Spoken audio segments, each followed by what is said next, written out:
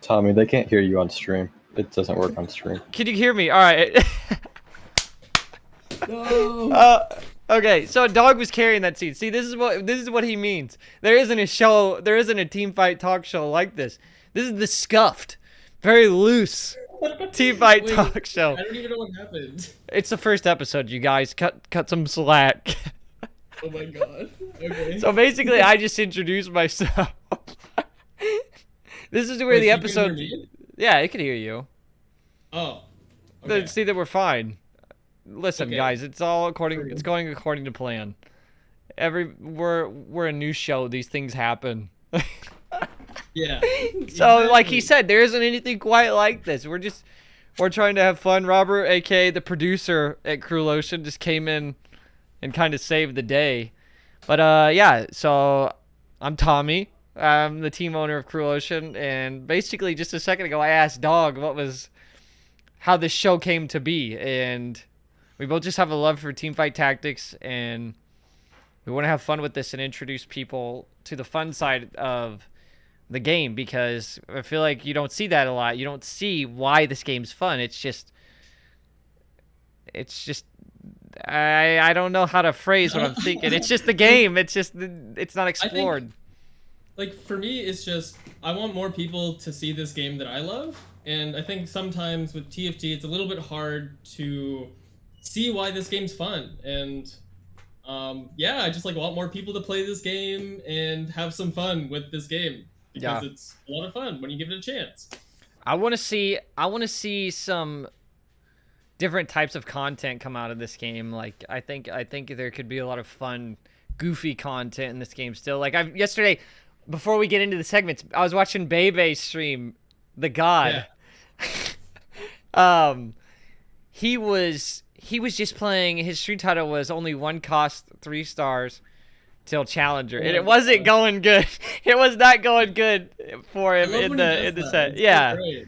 But he was having such a good time, and it was so fun to watch. And he was still doing good for what he was doing, but it was fun. Actually, the most entertaining TFT stream I'd watched in a long time, and I want to see more people do stuff like that and innovate, and not just because I think we'll probably talk about this more in the future. I think the game isn't so restricted to what people are building. Like, there's so many things that aren't discovered yet, I feel, and I'm excited to see where the game goes. It's very early. And I think that's a good segue into our first segment, honestly, the meta report. Yes, sir. Because, you know, things are changing all the time, and I feel like right now is a good example of people people trying new things and figuring stuff out. And yeah, because okay, so we're gonna pull it up. Can we get the bunny muffins one up just Yes, for reference? sir. Here we go. Yep. All right. I got my notes here for this already, but So I just this wanted to is explain what I thought about this. So I guess we could just go quickly to the Sentinels, because he put Sentinels first, right? yeah. Yeah. So- So I guess we can look at Sentinel. I've been looking at this one a lot. This has been my most played comp, or what I've been trying to play the most recently. And I remember at the beginning of the set, everyone was saying this comp sucked. Everyone was like, "Yo, six cents, shit, don't play it." And I personally kept trying to play it, and I just kept going 7th, going 8th. So yeah, Yeah. I'm happy with this one. But did you use the Gwen and Akshan with it? Honestly, no. I think the Gwen's just I like Gwen. I like the inanimate trait, but you know, Mystics don't feel so great unless there's actually MR, magic damage, and I feel like a lot of people are playing AD, they're trying to play AD. Yeah, it's a really AD heavy meta right now. Oh, dude. Before we go further to this, we forgot to mention one thing about the early set meta. So if you guys played, there was a trait called Abomination and Draconic. And if you mix these two together, you had an Unstoppable Force. And that got hot fixed within 24 hours of set 5.5 going live. And it was just so bad, dude. Literally, five out of the 8 players in the lobby would be playing Abomination, or maybe even more. Everyone was trying to get it. Because you're stupid if you don't try anything else. You're stupid if you don't try anything else. Well, yeah, and I feel like TFT players in general, you know, we're all trying to do the best, and we're all like super focused on ranked, but you know, there are definitely a lot of comps out there that are better than we think they are, I think. And Yeah. I thought this was a good segue because we were talking right before this aired, I was watching Kyun's stream, and you know, I'd taken a little break because I'm moving and stuff, but the past 2 days it seems like thanks for pulling that up. Reroll is back. Reroll's the meta. We're reroll meta apparently. Like everyone's saying that. Like I have a few friends in a Discord saying that in the TFT Discord, but Cavalier Misfortune. Yeah. So that comp, for me, I do see when it gets going, when people actually hit the units, it's at least the top 3 if they play it right in position. It's just so strong, and I think there's a lot of people who think Misfortune's not the best unit, but I think she's underrated, dude. Like underrated? I feel like everyone's trying to play this shit right now. Really? I only see one person in a lobby really trying it, and that's still saying something, but it's not like 2 or 3 people trying it per lobby. I think the comp can only like sustain one person, because I know I've held hands with one guy once, and it feels so bad. It feels bad. But Well, yeah, especially if you're trying to 3-star something. That's why I like to grab all of the Sejuanis. Just so they don't hit one of the 3 stars when I play. It's like, Sejuani, I'm taking that one. I Not hate today. that if you do hit, you win. You like actually just win. There's no, and like I saw Jirachi tweet about this comp specifically, and they were saying how like everyone's shitting on it, saying it's like no skill or whatever, but I they wouldn't think say it's that there's a lot of skill that goes involved. Like even though it's a simple comp, it's, you know, you got to make sure the Thresh is doing the Thresh things, and I fucking hate Thresh, but like, yeah, you got your 3-star Thresh. Yeah, bro, that chain One-shotting hurts. people. Dude, it does 1,000 damage. Yeah, it's fucked up. Like, no, like stop. What pisses me off isn't the damage, it's the stun. It's like 4 seconds or some shit, like 3 seconds. I'm gonna look. It's right 3. now. I'm pretty sure it's 3. I'm pretty sure 2 is 2.5 and 3 is 1,000. It's 4. It's 4. 4? Yeah. It's 4 3-star Thresh is seconds? 4. 3-star Thresh is 4. Oh, bro. We gotta get that fixed. We gotta get that out of here. I thought 3 was ridiculous. Go 1, 2, 2.5. No, and like it's not even that it lasts longer. It's that he pulls you farther too. Yeah. Oh, what? Well, like it doesn't say that in the tooltip, which you know I want to talk about later, about invisible mechanics. But I don't know if you've noticed, but you know he's pulling, and every extra second is like a little bit further. Bro. So I think we that's need to. more. I think we need to make up our own Thresh comp, and give it a name. Oh, I hate him so much. I hate him so much. I'm gonna make something. So let's go back to what's that? I keep tweeting any Thresh hate discords because like maybe I'm I should sure just fucking make them one. myself. So let's go. Yeah, Let's go back to more of the standard meta right now and lead into Aphelios, because Aphelios, I would say, arguably has the most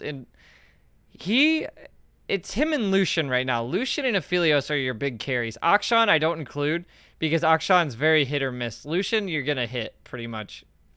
So we're just gonna say Lucian and Aphelios are the carries, and Aphelios is, if Aphelios gets going with this comp right here, Ironclad, 4 Nightbringers, 2 Cavalier, 2 Ranger, you're done, bro. You're done. Your day is ruined. Your whole board will be there, and in a second, In the blink of an eye, it's gone. He's just, yeah. He's gonna I delete think your whole team. at the beginning of the set, I played a lot of Aphelios because, you know, one-shotting every backline unit just feels so good. But I don't know. I think honestly, it's gotten even better than before because less people are trying to play it. Because people have figured out the Lucian shit. Yeah. But also I've been seeing Shojin on him. Like the items here are good for sure. Like Bloodthirster, Gwinsu, Deathblade, but you know, Shojin's actually fucking pretty good. Bro, yeah, because his mana, he has 150 mana to cast. So he kind of is trash if you don't have that item on him, or Gwinsu's. Even if you have Gwinsu's without Shojin, it takes him forever to cast. And Yeah. especially with the assassin comp right now, you might not always get his cast off because you have to delete people quick if you're playing Aphelios, or it just feels bad. I saw some people saying that they sometimes even prefer IE over Deathblade. Because, Really? Yeah, because that first cast, like, you're not getting that much value out of Deathblade until units die, right? Yeah. So, you know, if you're trying to one-shot someone, you know, IE is pretty good for that. I haven't tried it myself because I just if I'm playing Aphelios, I just end up with a Deathblade usually. Yeah, if you get a Deathblade, it's like this is an Aphelios game. It's kind of like autopilot. I mean, I feel like for me, it's my Aphelios condition specifically is the Gwinsu. Like, if I had to slam Gwinsu early, like, okay, fine. That's fair. So Okay. the next comp we're talking about that is Assassins, 4 or 6. Yeah. Okay. So- This one I think got played a lot more on PBE, and I think will get way more popular soon. But I don't think people are playing this super often right now because it's a little bit difficult to play. In my opinion, I've only played it once and I came like second. Like It is, and you lose a lot of HP getting to it because yeah, it takes time to get, because you have to get level 7 to really hit your Nocturne 3, and so you're probably gonna pop off. I would say you're probably going to start to do really well with this comp if you hit stuff on time around 3-4 or 3-5 after the carousel round. If you're lucky, maybe even closer to 4-1 if you last that long. It's just I noticed everyone in my lobbies will be losing. They won't be losing too bad, but you could tell they're not very strong yet. But as soon as they hit that Nocturne 3, and before we're going to go into this unit a little bit later, Fiddlesticks. I've even seen people make Fiddlesticks an assassin. Yeah, Bruh. you've seen Assassin Fiddlesticks? Picture this. You have this scarecrow jumps to the back of your line, and then he teleports beyond. He just keeps going everywhere. That sounds like, and then the AoE crit. Like, Yeah, that sounds he's pretty just good. everywhere. Yeah, that I don't sounds know, pretty dude. good. I've been seeing people play Pike 3 lately 3? too. Yeah, Yeah. because that's I stun. think this comp's gonna be like really, really, really good. One patch, like it's gonna be like uber busted. Delete it. I hate it. I hate assassins. They piss me off. You've heard me talk about Viego. We'll have to discuss this guy right here another day, but Yeah. he's a rough one. But So- I'd say for the most part, this comp's really good if you hit. But if you're contested, you're like kind of fucked. But also, if you don't hit Nocturne 3, which you most likely will, but it does fall off. It does feel like it kind of falls off unless you like get some other stuff going with it. Mm-hmm. But yeah, no, like Nocturne 3, pretty good. Pretty good. Yeah, it's scary. Yeah. Well, it's okay. Before we move on to Skirmisher Knights, we need to discuss. You got to have a Revenant. If you're listening to this or watching it, you need to have Revenants, or that Nocturne's gonna be crap. Oh, He'll yeah, be yeah, strong. yeah, You yeah, got to yeah. have Revenant. But so In the later Skirmisher, stages, for sure. Yeah. Skirmisher and Knight. So, I remember, so when I heard about this build, it was on the video that Bunny posted about like for this meta report here, and I have not seen it in my games, but also I have not played since he dropped that video, which was maybe 2 days ago. 'Cause I've been moving. Yikes. But, I could see why it's good. Like people aren't playing a lot of skirmishers in general. Like we aren't seeing many Jax comps. Um, Aurelia is just like usually sense. And I've been feeling not the best about melee carries in general so far in this set. Jax is definitely the only one, and But the problem I'm is, glad there's at least something for him. I feel like Jax falls off really hard towards the end game, like extremely hard. So if you're just playing for top 4, I wouldn't. I don't know. I haven't personally tried this with knights, so maybe it's different. I've always done 6 skirmisher with it, but maybe if you do have 4 knights, he can pop off longer. But I don't know. It just always feels like it falls off really hard right before dragon. To me, Like, I think I was watching a Soju stream last night, and someone was top 3ing with it, and I think it's definitely carried by the 4 knights. I saw a Reddit post, very like, on PBE talking about how like 4 knights is goated, yeah. and it didn't seem like it got a lot of attention, but I've been keeping that in my mind, and I just like splash those 4, and it honestly goes off. Like 4 knights is pretty good. We're gonna have to try it more. So there's not a lot to say about that comp, and even maybe more so, not a lot to say about Vel'Koz 6 redeem, because that's, from the looks of it, you got something to say about it? The Vel'Koz? I do actually. Okay, like what Bunny Muffins is saying right here, I do agree. Like it's playable. It's not preferred, obviously, but I will 100% agree with that. It is strong if it's uncontested. I think in certain lobbies, and also I think it's something that you have to high roll early, and like you bled people out. Like you got a lot of like Leonas, Aatroxes, and like you got all your 2 stars, and like you just fucked everyone early. You can't you can't just transition to this at the end of the game, where you're probably just gonna go 6th or 7th. Yeah. But I don't know. This can't be. I don't think this could be something that you plan to pivot into. It has to just be thrown at you kind of early, I think. And even Dawnbringer Karma is in the same boat. I think it's very strong if you hit it early and then snowballs forward. But other than that, no, not really. Like on my personal meta, like for when we were like prepping for this, I put Karma as a C actually, because I think she's the worst right now. I have not seen Karma's, and every time I see Karma, kind of roll her. Can't lie. Like, why would I play Karma if I hit Heimer? Why would I want to play Karma versus Heimer? Unless you're playing like an Invoker board, but even then. Yeah, and Bunny Muffins hasn't shown the Invoker board here, but I will go into my personal favorite comp in this set, which he put pretty low actually. Is it Forgotten Draven? No. All right. No, I put I'm glad we picked this tier list because I kind of disagree with a lot of things here.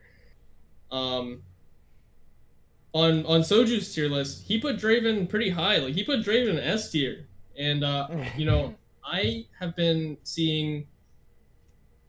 Okay, I have not been seeing Draven, but I want to see why Soju thinks he's good, and I see in his games, and I see on streams like people are making Draven work.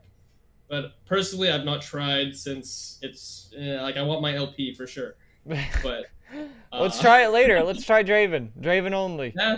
Yeah. Because I see him in my shop all the time. Yeah, he's uncontested. I think he's pretty good. I've been hearing if you get the items for him. 4 Forgotten is ideal, but not 6. He has like as like a really small note for that. Just with all of the AD comps, Last Whisper, you need that. You need it. Yeah. Doesn't always say it, but you do need it. So maybe not in some elos, I don't know, but for the most part, I would recommend Last Whisper. He even has Nightbringer Yasuo kind of low. And I disagree with this too, but only because I like it's very good if you hit, but if you don't hit, like you're screwed. It's not as good as it used to be. For yeah. Sure. I mean, he's got the Hodge. I don't, because here's my problem with this. Anytime I play Nightbringer Yasuo, I just want to play Aphelios. Right? Yeah. It's just like, man, if I'm playing Yeah. Nightbringer, why not play Aphelios? And it's hard to get that out of my mind when the game's throwing me Yasuo items. It's just like, oh, Yeah. probably shouldn't be playing Aphelios. But he's the only Nightbringer that comes to mind for me.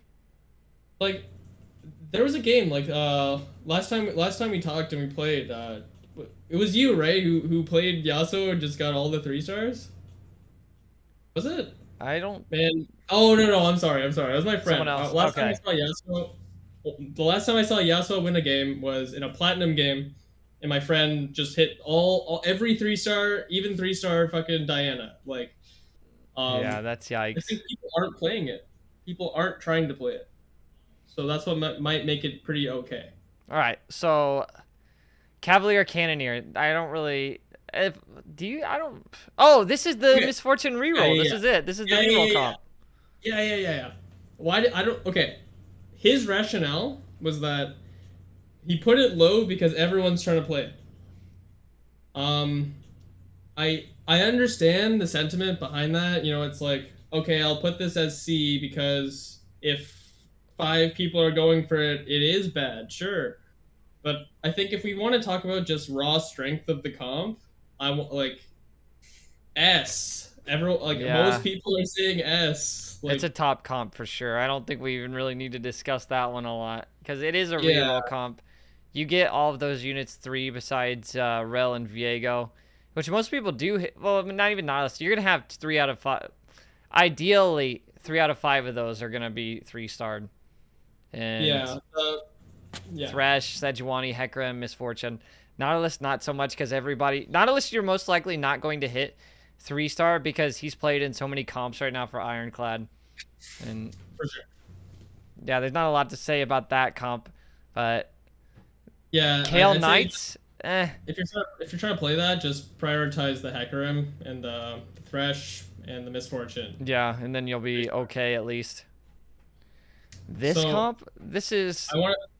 I do want to talk about Kale Knights because Mort in his AMA the other day said that they're reworking Legionnaires next patch, and Kale should be more playable because of it. That's what he said. So, you know, like this comp has always been really, really high roll. I know Mort himself in this AMA said he absolutely hates Kale, but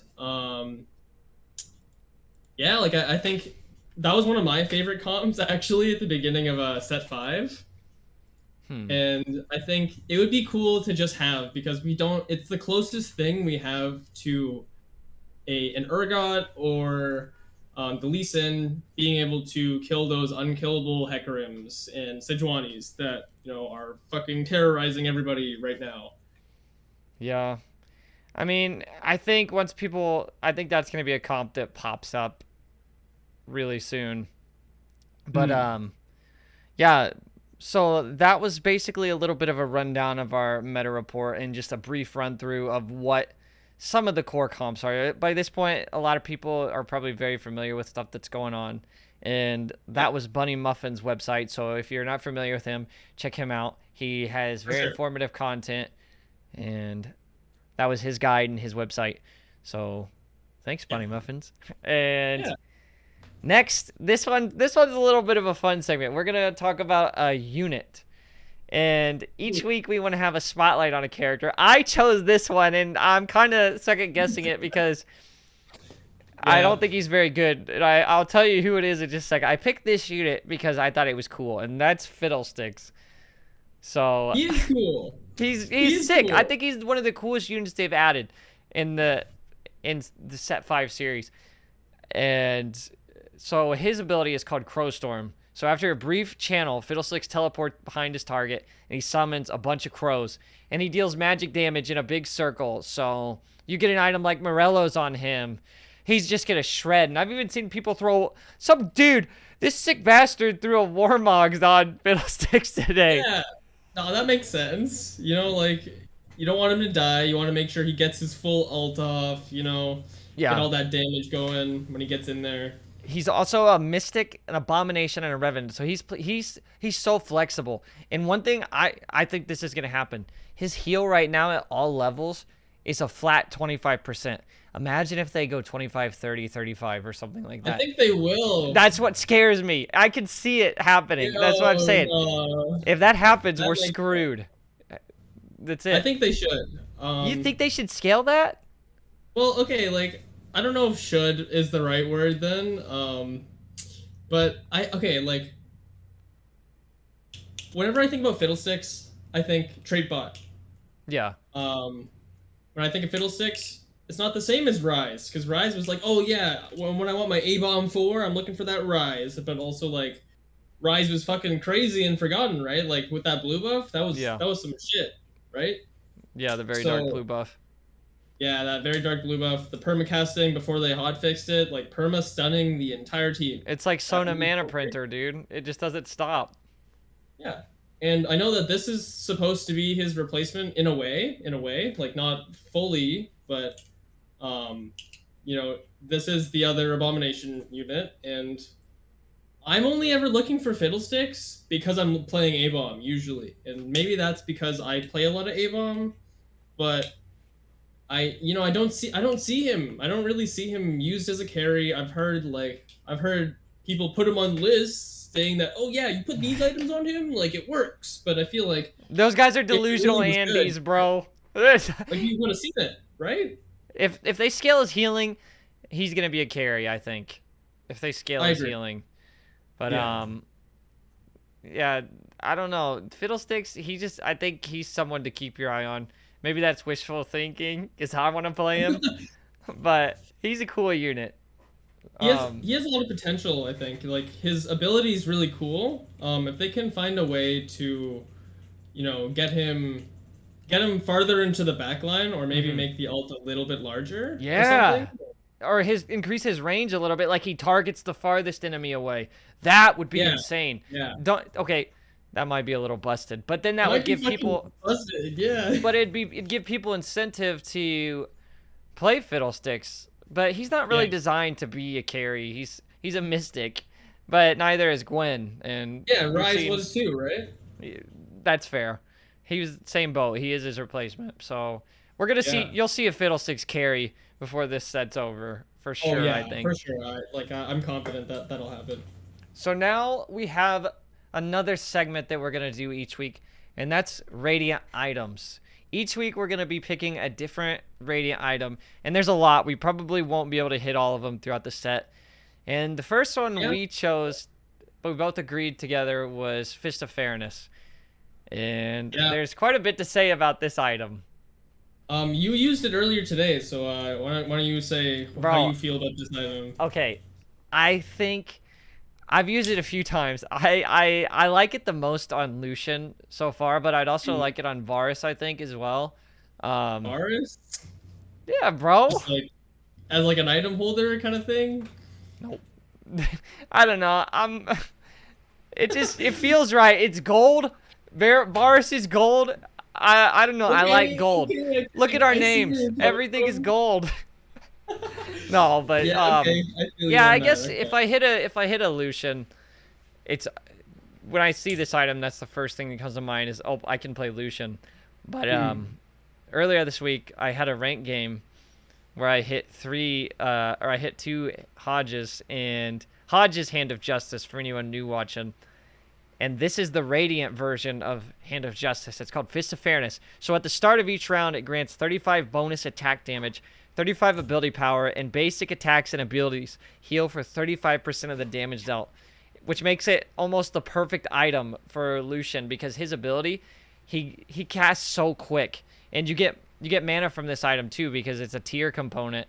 Yeah. So he just starts firing, and it's like a machine gun, so he's constantly healing in that back line. So I stacked 3 of these earlier, and he was just insta-healing.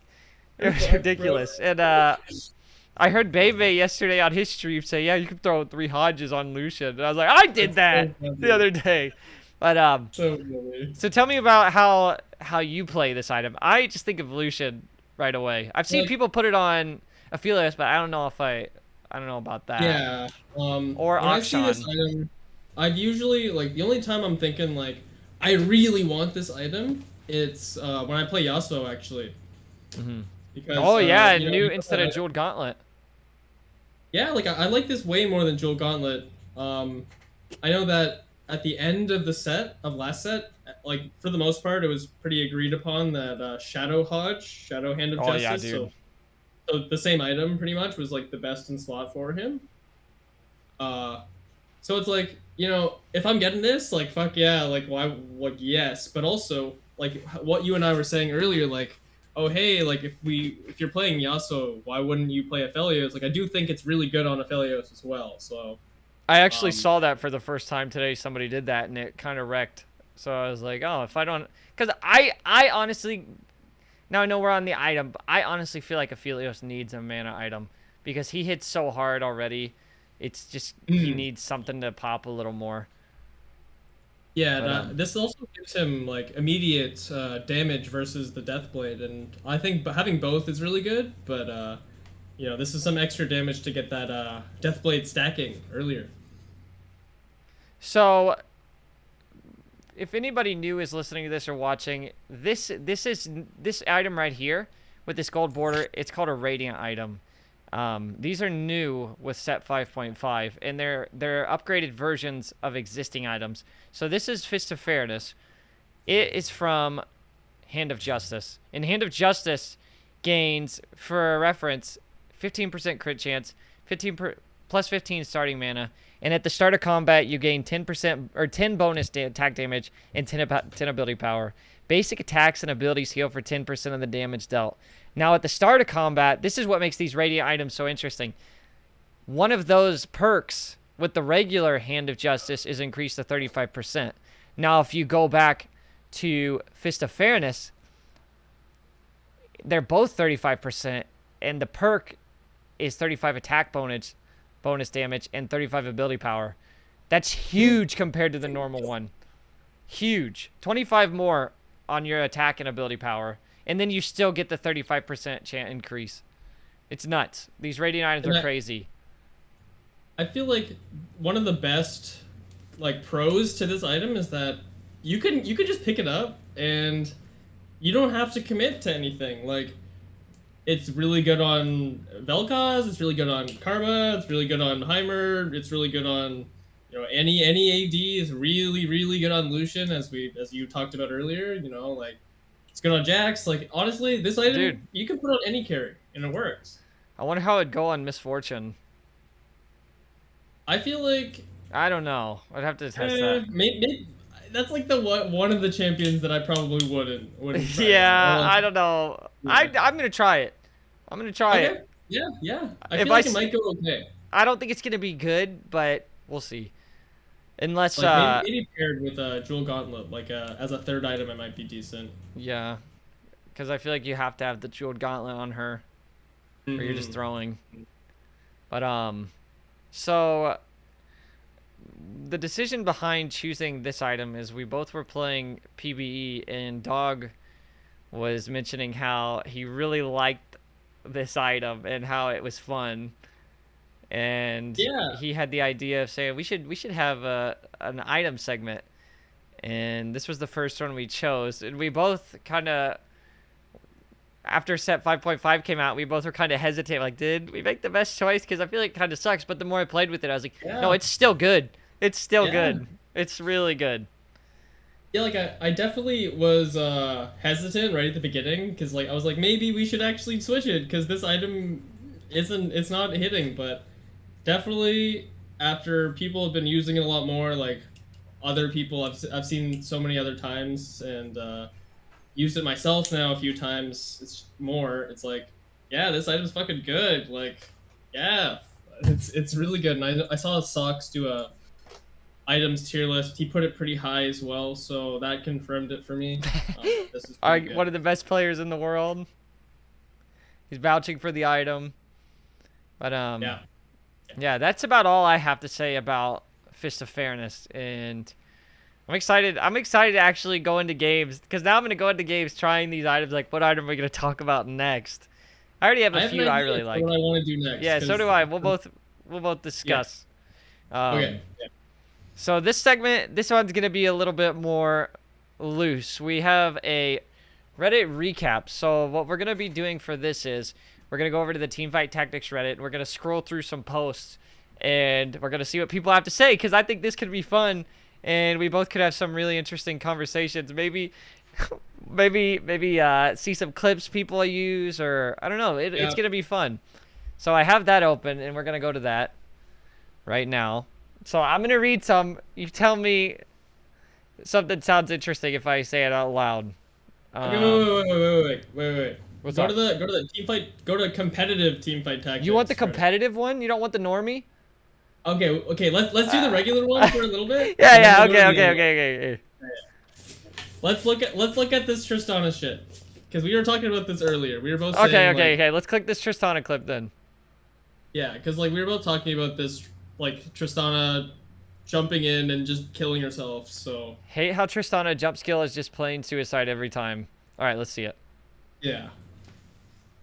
See, like this guy's saying that. All right, Oh here my we go. god, no. Bro, Can our- it looks like, is this mobile? It is mobile. I'm like already so sad looking at this. What, because it's mobile? No, his Tristana 3 is just gonna go kill itself. Like I know it's gonna happen. No. The Okay. Viego's got, Ziggs. Figs, you think?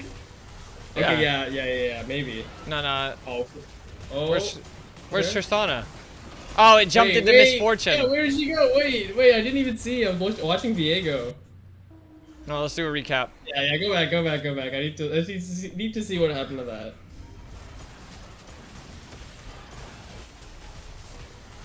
No, it jumped right into Lucian's ult. Of course. Yeah, no, like, what the fuck is that? Imagine you spent all game for that, to end like that. Like no. I mean, yeah, he's got the Hellion build. Oh, he didn't just... Yeah. He got knocked out, rip. No, that's positioning diff, for sure. Yeah. That, I mean- yeah, I don't know. How would... Okay, while I'm scrolling, how would you fix that then? I don't think you can. Yikes. Okay, I don't think it's a fixing... Okay, I wouldn't say it's like a fixing thing. Like, how do you fix that? Like, I don't think that's a dev team issue, personally. Like, to me, that seems like Tristana should have been on the other side. Ooh. So that she didn't do that. You know? Bro. Yeah, because it could have jumped to... That was just a positioning diff, because if it would have jumped on not, he would have been fine. He probably would have won that. Yeah, I feel like that would have been a completely different fight if that happened. Dude, this one right here is interesting. Hyper roll Okay, mode proves that yes, it's possible to yes. remove carousels and yet keep the game fun. I haven't even read this yet, but I got some thoughts about that. I love so too. much that the fact I'm not fated to either lose early game on purpose or accept crap items if I win it. I really hope the devs adapt regular TFT so we have more item picking screens and less carousel screens. Honestly, I'm not even playing regular TFT any longer. I feel more... Okay, dude. I don't like that. I don't think I think that would make me, because I don't like that there's no carousel, and I think I'm curious to see if you feel the same thing. I don't like hyper roll. I don't think hyper roll is very fun. It feels casual. It's just in you know, but we're on the regular Teamfight Tactics Reddit, so. I think the carousel adds so much strategy to the game, dude. Because it does give people in lower... I don't know. Because if you don't have that, everybody just gets a shop, right? You would have to give everybody a shop for items. And... Isn't that like more RNG though? Like... I think so, like, yeah, if you because think about it, I've only isn't done that one less hyper roll. interesting? I've only done one hyper roll. Don't you get a shop in that with random items? Yeah, but Nah, but either screw way, that, dude. You just got a fuck ton of armories, and I feel like That's boring. honestly, that feels like less agency than a carousel. Honestly, because like, sure, we get more items, but at least on the carousel you got to choose. Yeah, I like the carousel. I hope they don't read this. But you know, immediately when I hear this, I think about someone who's actually pretty reputable in the TFT community saying a similar thing. If you've heard of Mask Off, Yeah, I've heard he of makes him. a lot of guide videos, or it's like why you're losing games with X comp or whatever. Hmm.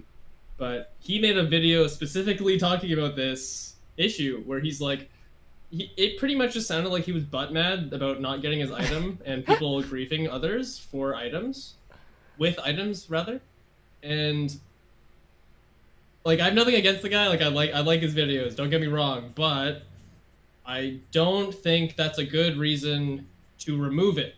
Just because, oh, like I couldn't get my item because someone picked it because they knew I wanted it. Like, okay, Yeah. well that's a choice. You know what my favorite thing about the carousel rounds is? When somebody's pinging an item and I grab that item. No. I'm just kidding. I'm just kidding. So I want to My- read my some of the favorite- comments about this. Okay. Yeah. Carousel is a decent way of letting people in last not snowball and turn early grave, 100%. Because you still have the RNG from the shop, like you said. I feel like Agreed. OP is missing the important function as a catch-up mechanic, and that's exactly what it is. The game needs Yeah. that catch-up mechanic. Couldn't you let last place get a spat like item? No. Ah. Well, like, what incentive would there be to lose streak ever? It's a strategy. Yeah, There it's isn't a- one. There isn't one if no carousel exists, right? It adds a minimum amount of interaction between players. I feel like I'm playing versus bots without emotions most of my games.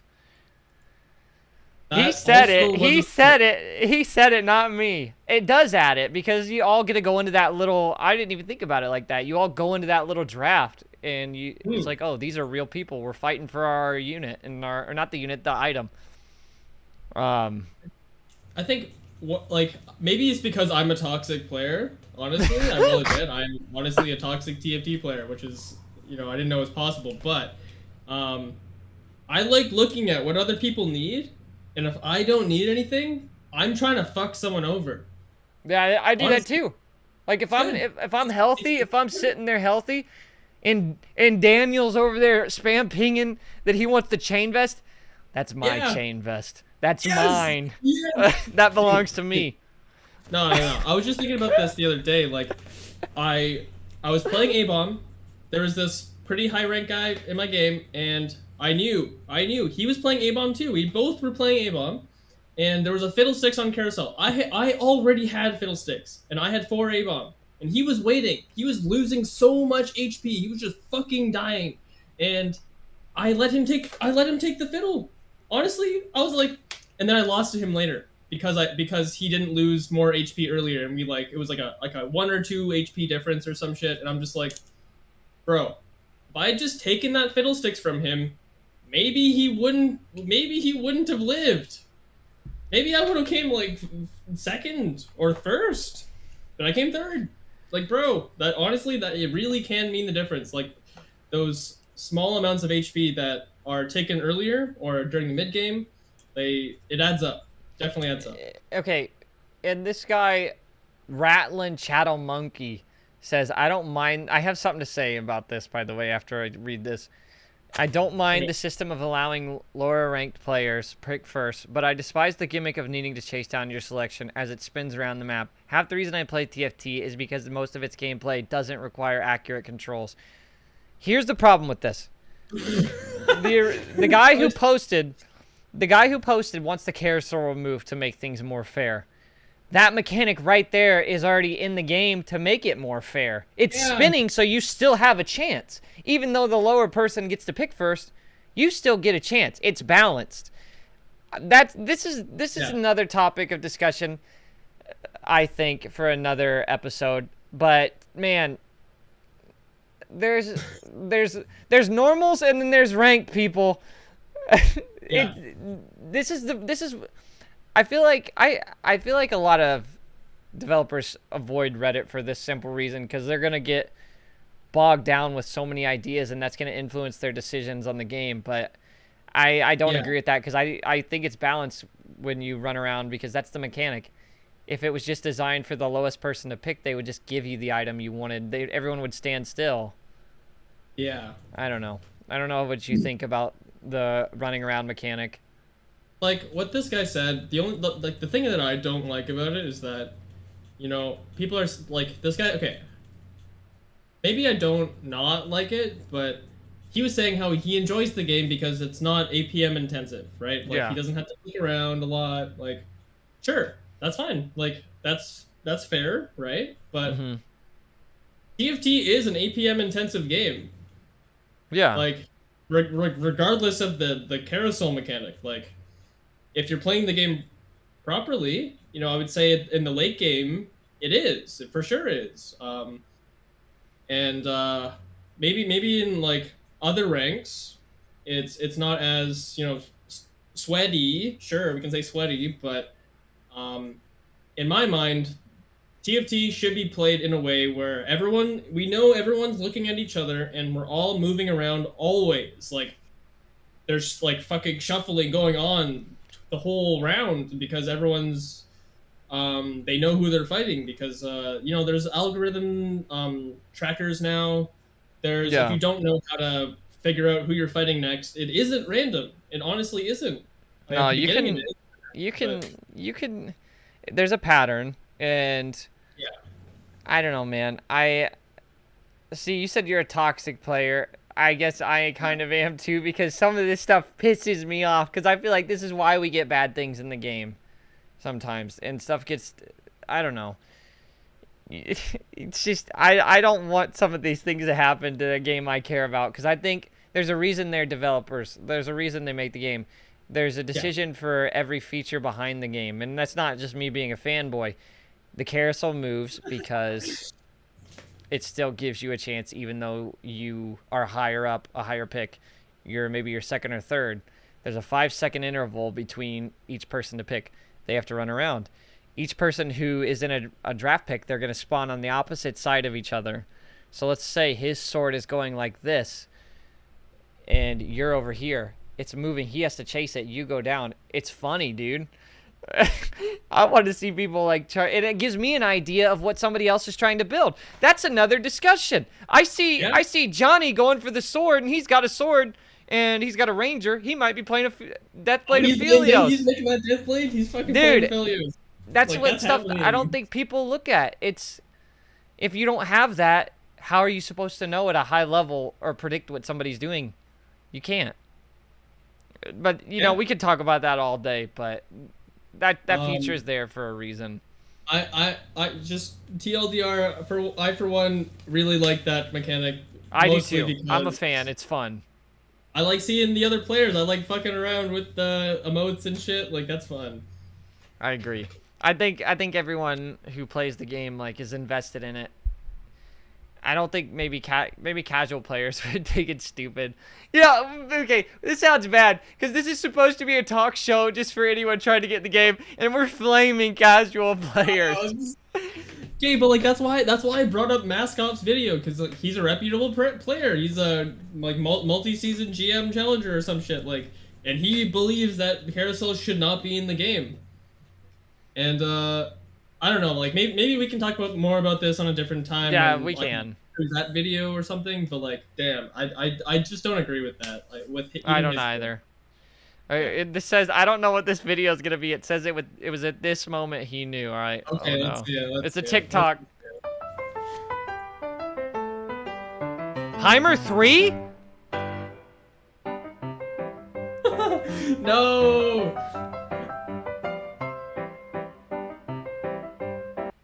Wait. His positioning. No. Tristana. Yeah, he needed to have the Heimer in the back. Positioning diff. Yeah. Positioning diff. See, this is I want to see more of this. Hold on. I like this. I like this. This is the content I want to see. Yeah. No, this is good. That's I'm what glad. I like. Yeah, that's the stuff I was talking about. At regular TFT stuff because like this is fun. This is fun stuff. Playing my... Yes, me. Yeah. That is me. That is me right now. You play your best board, and then you see a Lucian, and you swerve into him. Yup. So before we wrap, let's just go to the bottom. Let's just scroll through a couple more. Okay, yeah, and then maybe we can go into some. Yeah, of to close out on the Mort discussion. Yeah. One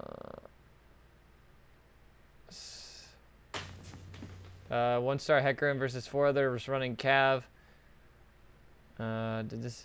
This Cavalier shit pissing me off, honestly. Like, I don't want there to be like one OP thing that everyone has to play. I feel like every reach trait should be creatable. What? I had a Like recent vertical, or no, like the 9 traits, like sent nines, don like. Oh sent nine, yeah, I think it was just you're right. green I had a nine. recent match where I happened to get a Nunu and Brand out of the NPC round, so I had a fast 3 Abomination. Picked up really early fiddle and then got to some Tome of Traits. Oh, A-bomb 5. A-bomb 5 is one. It's just Abomination. Needless to say, But no one also- else stood a I don't know how I feel. Okay, I do know how I feel about this. I don't. The chances of this happening every game, though, are so slim. Like, you're not going to Yeah, get I feel 5 A-bombs very often. Maybe, like, 1 out of every 10 games. Maybe more. I don't know. The traits don't happen that much. Like as someone who plays A-bomb pretty often, I can say that even when I hit it, like I hit it honestly semi often, but also it doesn't win me the game. Like it's not an instant win anyways. Yeah.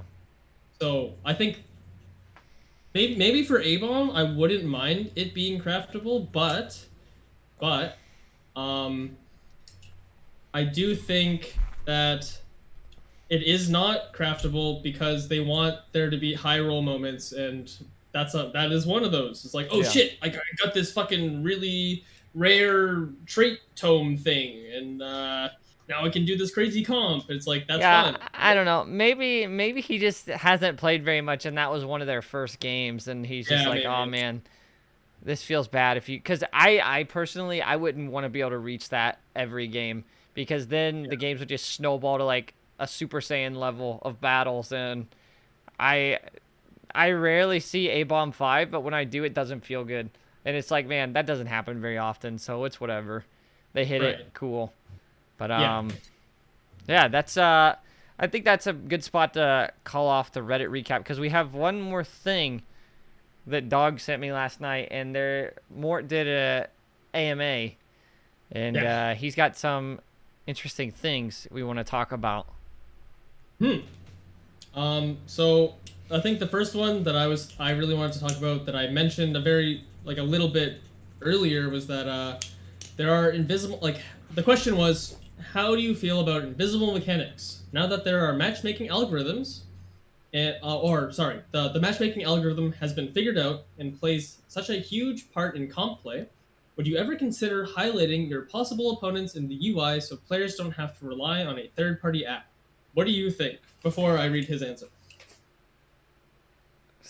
Okay, so people want the mechanics that match people together, like your elo, to be visible when you're facing someone, so you don't have to look.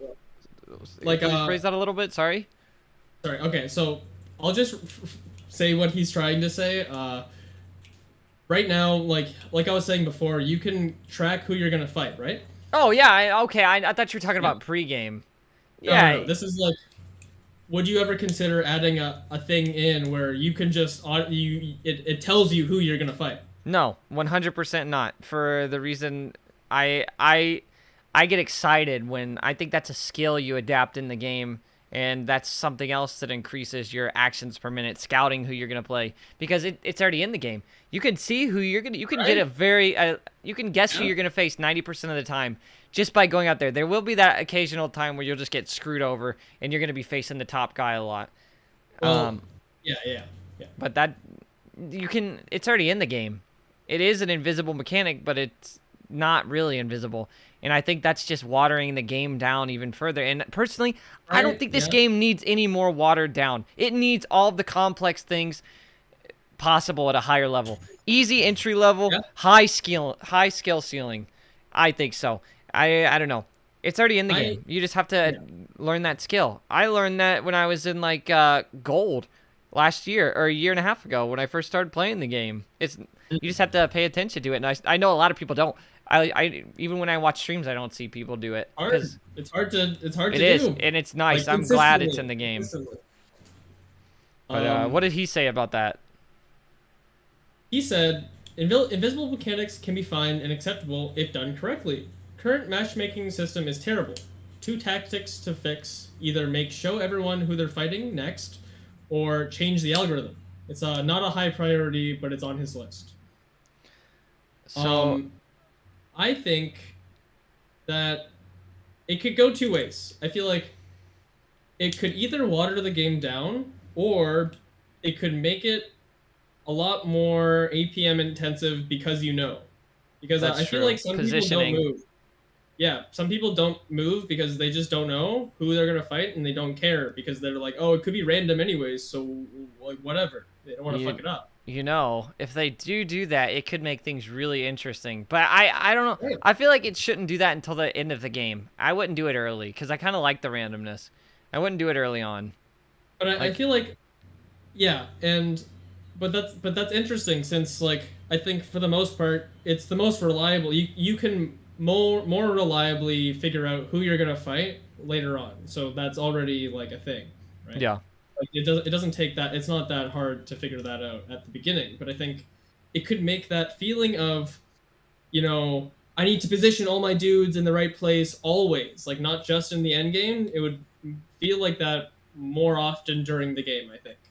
It could be good. And dude, they could add some like this is extra, but imagine like if they did do something where they did like they had like a little pop-up animation. It's so like whoosh, versus or something kind of like Mortal Kombat.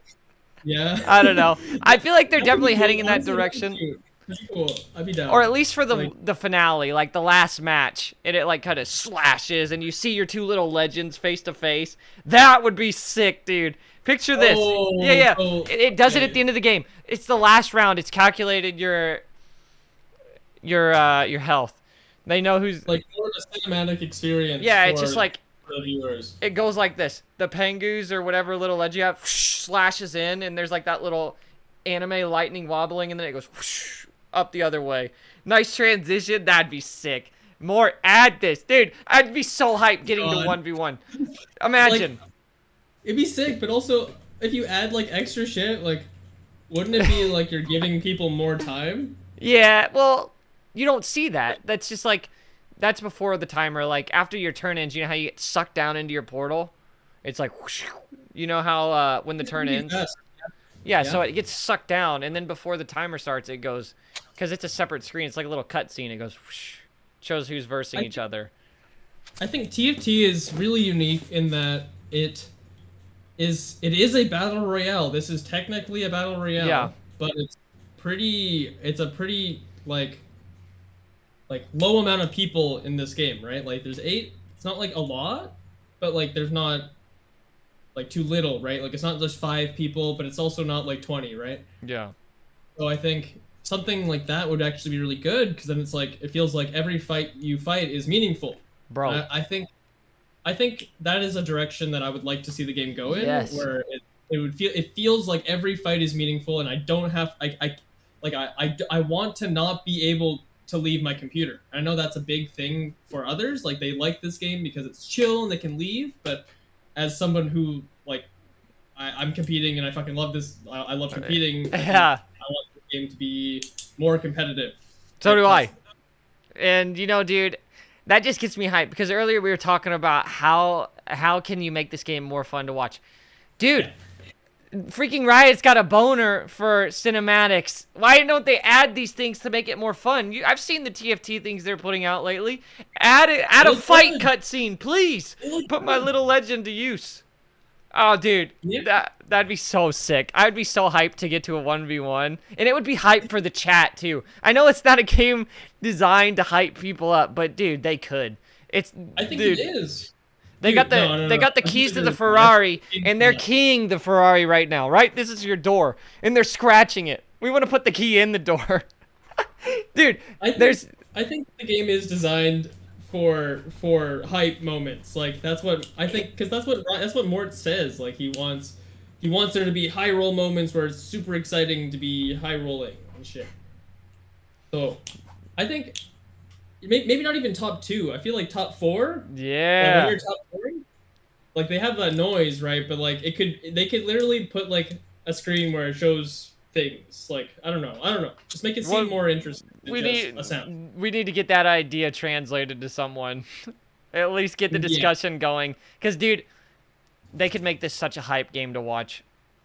Oh yeah. Innovation's always possible. But we'll go to the next. Yeah, did something else he said? Oh yeah. There's no, that was it. Let's just do the next one. Okay. Because yeah. So in someone else's interview video, Mort said that Set 5 was designed to be more competitive. From a ranked/tournament perspective, do you think the trait structure did its job? And will you keep them like this in the future? I read this one to you earlier. Yeah, and we didn't discuss it because we wanted it to be like fresh on the show. For sure. Dude, it feels to me, it feels like Set 5.5 feels like so far it feels very competitive. But when I played a Set 5, it didn't feel like that. It felt like I don't know how to explain it. Set 4, I'm just a Set 4 fanboy. That felt competitive, dude. Or do you mean 3? 3, excuse me. Okay. 3 felt super competitive. 5, I didn't feel very competitive with it. I just felt kind of relaxed when I played. So I'm gonna play Redeemed. I'm gonna play Karma. Yeah, that's true. I'm just gonna play AP. AD's out the window. But nah, Draven was good, but you know, Cool. I don't know. I don't think Set 5 was the most competitive, and I think Set 5.5 fixes a lot of what the first half of the season did wrong, but I don't think it's the most competitive. Yeah. Okay. No, it's not. To me, at least. So his answer was that he doesn't like. Okay, so I don't think structure does. Okay, fuck. Sorry.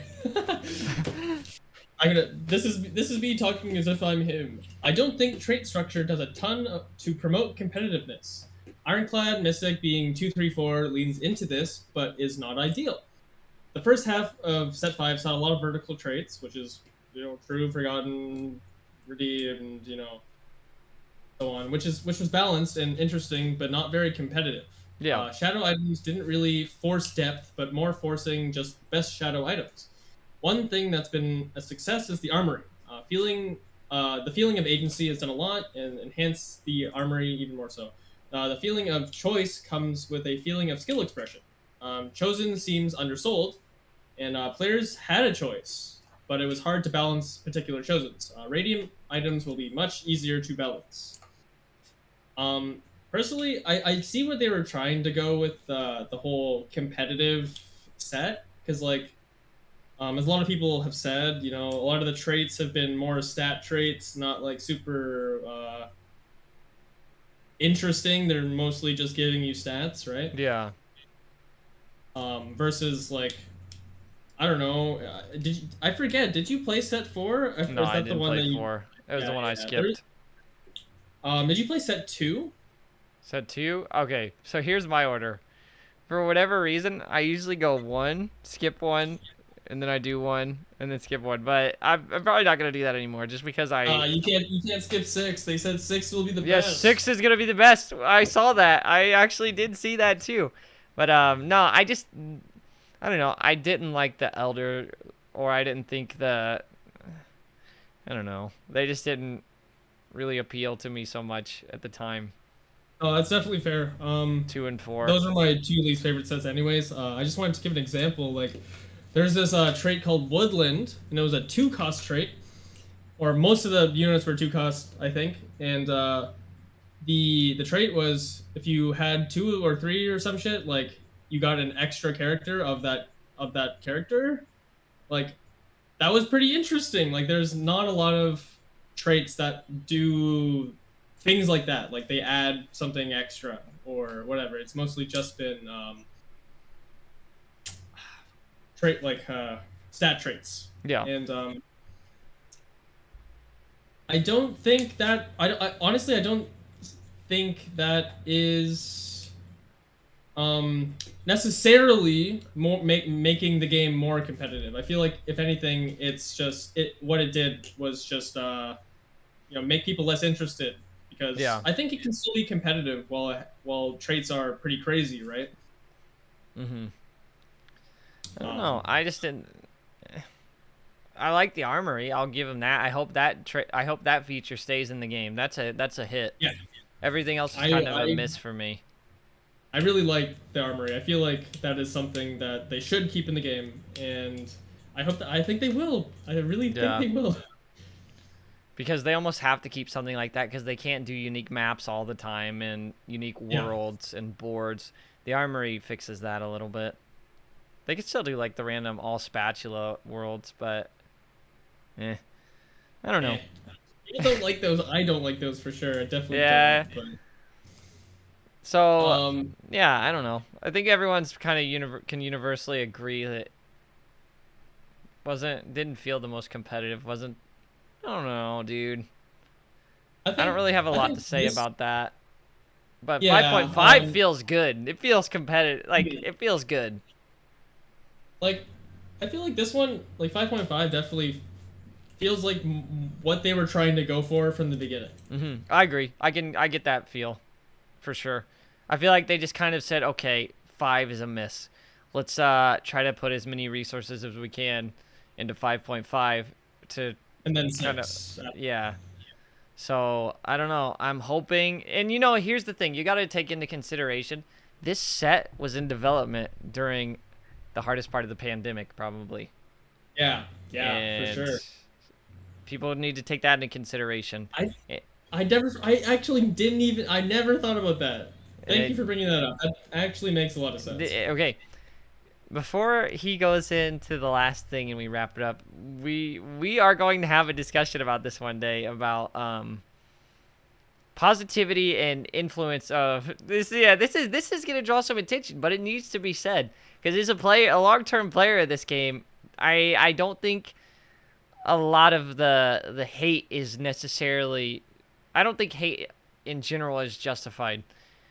I don't think it's constructive, what the feedback of this game is, usually from a high-level standpoint all the time, and I don't necessarily think it's the most justified, because, the game, it's doing a lot for what it is and for what they have, and you got to take into consideration there's been a lot going on in the world, especially this past year. It's pretty good for what it is. It's pretty freaking good for what they had. That's all I'm gonna say. We'll talk about some of that stuff another day, but just to touch on that really, really briefly, because I don't want to get too into it, but I think just to go back to what we just talked about, the competitiveness of this set, all the top players were saying, oh, we don't want these crazy traits, and this is why they made this set.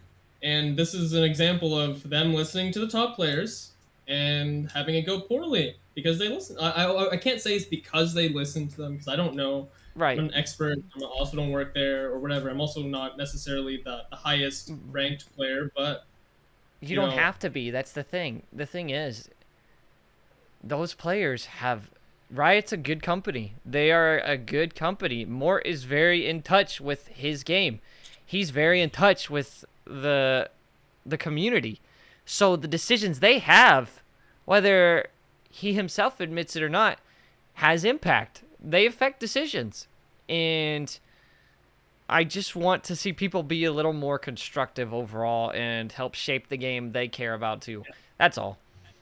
Yeah, for sure. For sure. So we have one more thing to go over from this AMA, and then that'll wrap up this episode. Oh shit. Uh-oh. I didn't grab the last one because I think we ended up talking about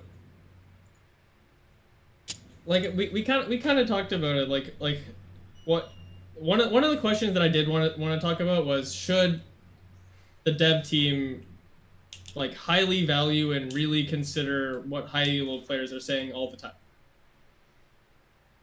I do think it's important. It is important. not everyone knows for sure like what's up. Like not even more, not like some like everyone makes mistakes, right? Like this is an example of sometimes people make mistakes and that's fine. Hmm. Um, but I can't say that high-elo players always know what's going on and what's the best for the game because the game is mostly played by fucking not top 10 players, not even top 200 players. Like majority of the player base is. See, you I'm know, gonna 10. I'm gonna kind of play the other side just because I kind of like to be on like devil's advocate. Yes. Yeah, But for at sure. the same time, I would rather have them, just after we did that Reddit recap, I'd rather have them listen to the high-level players over casual players, just because some of those ideas would make me not want to play the game. Like, getting rid of the Sure. carousel. I'd still Yeah. play, but I don't like Hyperroll. I'm not in... I don't don't like... either. But I don't like ARAM either in regular League. I just don't... Okay. I'm in the small percent here because I like to feel like I'm gaining something when I play a game. I like beating people, and I like gaining ranks. But They have hyper roll rank, bro. see, even that's not appealing to me. I don't like the idea of it for some reason. It feels like a mini game, and I really don't want that to be the direction the main game goes. If it does, I'll be honest, I probably wouldn't play it. I couldn't wouldn't invest either. time. Like, I know that they won't do that, and I know that I think Hyperroll has its place. Like, and I actually have a friend who mained Hyperroll, and he ended up playing the regular game and got pretty good because Hyperroll does teach you some stuff. But I think everyone needs to remember, like, if you are playing only Hyperroll, like, you're playing a different game. Like, that's not the same game. And Yeah, it's also, the not at game is all. also you can't. It's hard to complain about things in Hyperroll because the game is not balanced for Hyperroll at all. I'm pretty sure in one of these in the AMA he specifically said like like Hyperroll's temporary mode. They're gonna switch it up. They need it's a to, lag man. mode. It's I don't So, know. Um, You know, yeah, I feel like it was good for its. I think it did its job. It showed us what you can do with TFT outside of just the regular game, and I'm excited to see what they do with it going forward. and I think that's a good place to wrap up this episode, because if not, you and I are just gonna discuss all Yeah. night, and we're not gonna have any Yeah, other no. episodes. But We gotta save it for next week. We gotta yeah, save it for next week. so the plan so far is to have this show premiere every Monday night at 6 p.m. Eastern, and make it like a seasonal thing, hopefully. And it depends on how things go. Schedules will change. There'll probably be weeks where we don't have episodes, but we hope to grow the show, and we hope to see the game grow with it and offer some input and insight into the game and why we like it and some things we would like to change. Because obviously you've watched, those of you who watch, we're not the most professional guys when it comes to talk shows or anything. We're just having fun, and we want that fun side to come out of the game. And I Yeah. want there to be goofy stuff like that TikTok clip we showed on Reddit. That was fun. And I want to see more Yeah, that hype. was sick. That was Good. good. I want to was see good. more I'm hype happy. things in the game. But Yeah. thank you everyone for watching. And I think we're going to do a little bit of chatting with the chat and maybe hanging out post-show. But that's all I have to say, personally. Yep. Well, thanks again for coming, everyone here who's watching, and I guess anyone who's gonna see this on YouTube in the future. But yeah, I think this was a really fun. I'm just like happy we finally got this going. Yeah. I'm excited for next week. I'm excited for the next one. Like, I'm excited to see happy everything we're change. here talking about this game. Yep. Thank you guys.